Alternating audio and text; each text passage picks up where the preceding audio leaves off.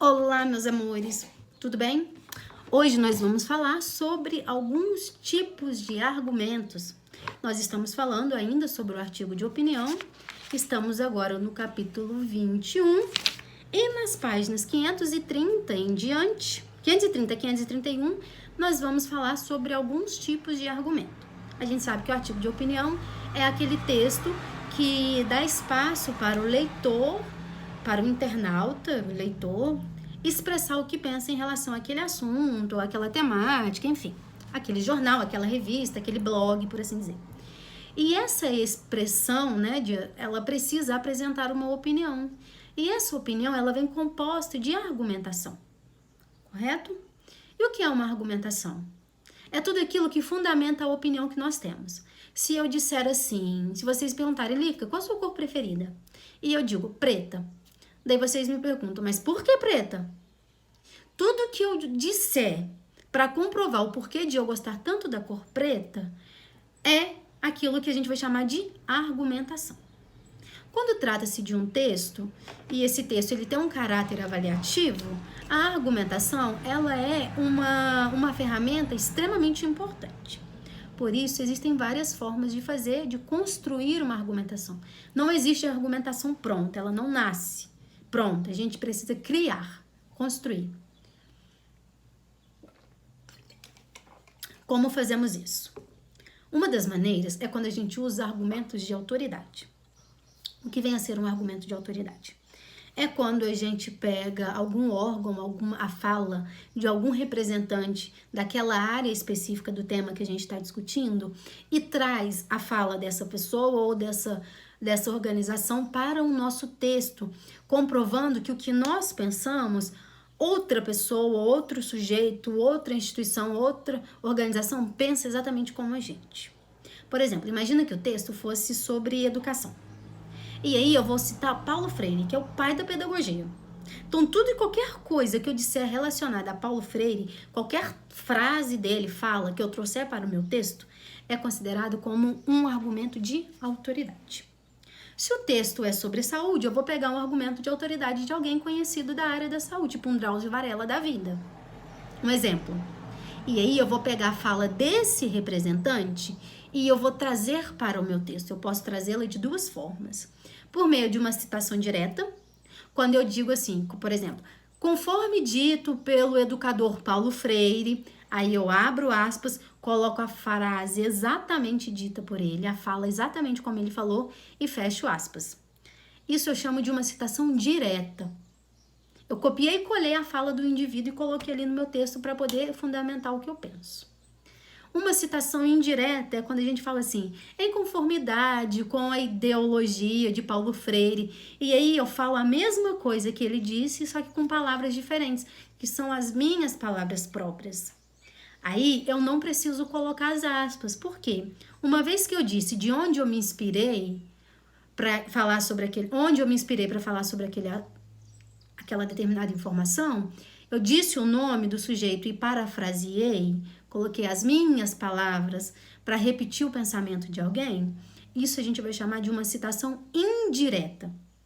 Tanto a citação direta quanto a indireta, ambas ainda são pertencentes àquilo que a gente chama de argumento de autoridade. É quando você pega uma autoridade naquele assunto e cita e fala sobre ela no seu texto. Ok? Essa é uma das maneiras de construir uma argumentação sólida. Uma outra maneira, quando a gente usa argumentos por provas concretas, é quando a gente pega exemplos claros que acontecem ou dados estatísticos divulgados, né, por órgãos competentes e confiáveis e usa essas informações a nosso favor. Então, a gente usa provas concretas, pesquisas, por exemplo. Se a gente está falando sobre saúde, vamos supor que é sobre vacinação.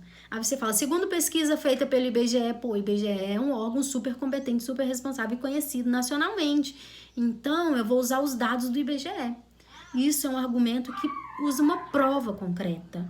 Você está provando o que você pensa com base em dados concretos e reais. É uma argumentação sólida, de novo. É uma forma super legal de construir a sua argumentação no texto, ok? Uma terceira maneira é quando a gente faz uma argumentação por meio de um raciocínio lógico. O que é um raciocínio lógico? Quando você vai propor aquilo que você pensa e vai trazer um raciocínio à base daquilo. Exemplo. Imagina que eu fosse dizer assim... A apostila diz assim... Dá o exemplo. A exposição de ações sustentáveis pode levar a vida no planeta à extinção. Então, a ausência de ações sustentáveis é uma causa, né? É o que está provocando ali. Qual é a consequência? Extinguir a vida no planeta. Então, quando eu faço a relação de causa e consequência para o meu texto, eu chamo isso de um raciocínio lógico. Você traz a lógica para o seu texto. Você cita um elemento que é o causador e você vai citar qual a consequência dessa causa no seu texto. Isso é um argumento de autoridade. Por exemplo, quando diz assim, muitas adolescentes são abandonadas dentro de suas próprias famílias.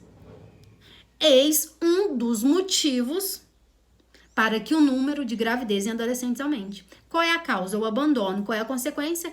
A gravidez indesejada na adolescência. É um raciocínio lógico que você traz para o seu texto a fim de fundamentar aquilo que você pensa. O que você pensa quando usa esse exemplo da gravidez? Que uma das justificativas para explicar o porquê de tantas adolescentes engravidarem dos 13 aos 16 anos é a falta do acolhimento, do cuidado que deveria existir no seio familiar. Então, você traz uma causa, esse suposto abandono, e a consequência é ou criminalidade, ou gravidez indesejada, enfim, até doenças também, pegar doenças sexualmente transmissíveis, enfim. Então, eu trouxe a causa e eu trago uma consequência. Isso nós chamamos de construir argumentos por meio de um raciocínio lógico. Como o nome já diz, ele tem que ser lógico, né, gente? Tem que ter sentido.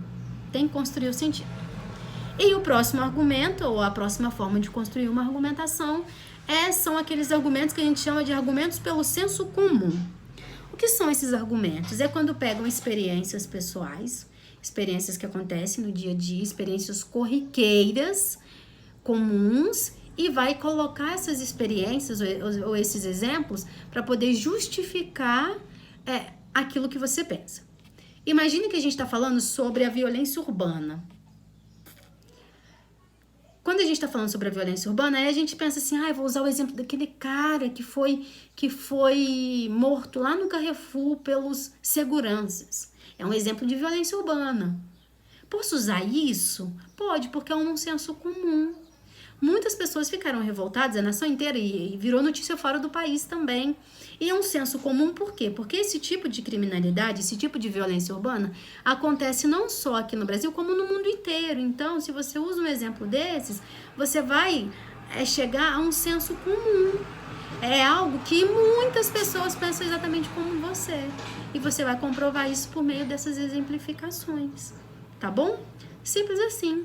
Mostrei para vocês bem rapidamente algumas das diversas maneiras de construir uma argumentação sólida para o seu texto.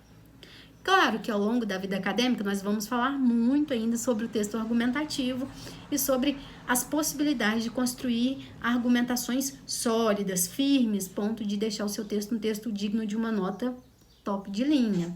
Que hoje, no presente momento, vocês precisam saber, por enquanto, somente sobre esses tipos de argumentação, que são os argumentos de autoridade, quando a gente pega alguém e fala sobre essa pessoa, argumentos por meio de provas concretas, quando a gente apresenta dados, argumentos por meio de raciocínio lógico, a gente apresenta uma causa e uma consequência, e argumentos pelo senso comum, que é quando a gente chega num patamar de que é um pensamento comum da sociedade, não é uma coisa individual, subjetiva, que só eu penso. Então, pronto. Aprendemos 4 maneiras de argumentar. O que a gente vai fazer agora? Agora nós vamos abrir a apostila no capítulo 21 e realizar os exercícios das páginas 529 a 530, exercícios do 1 ao 8, por enquanto. Se tiverem alguma dúvida, vocês sabem exatamente como e onde me encontrar. No mais, é isso. Beijos, boa aula e boas atividades. Se puder, fiquem em casa e se cuidem. Tchau, tchau.